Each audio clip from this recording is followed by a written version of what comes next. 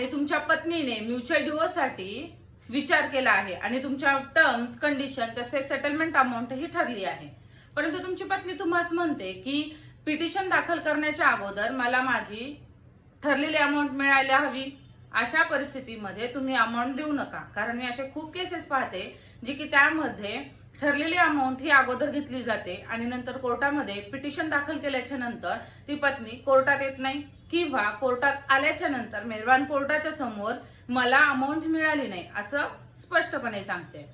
त्यावेळेस तुमच्याकडे पुरावाही नसतो. त्यामुळे तुम्हाला सेटलमेंट अमाऊंट द्यायचीच असेल तर मेहरबान कोर्टाच्या समक्ष ती सेटलमेंट अमाऊंट द्या आणि डिवोर्स पिटिशन दाखल करून घ्या. तसेच तिरहित पर्सन समक्ष तुम्ही सेटलमेंट अमाऊंट देऊ नका.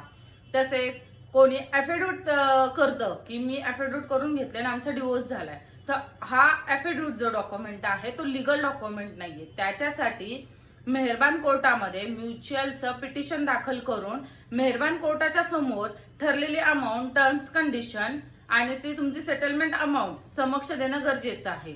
आणि हे सगळी प्रोसिजर झाल्याच्या नंतरच तुमचा म्युच्युअल डिवोर्स हा फायनल होतो, म्हणजे तुम्हाला घटस्फोट मिळाला जातो. तर तुम्हाला काही प्रश्न असतील तर कमेंट्स बॉक्समध्ये नक्की विचारा.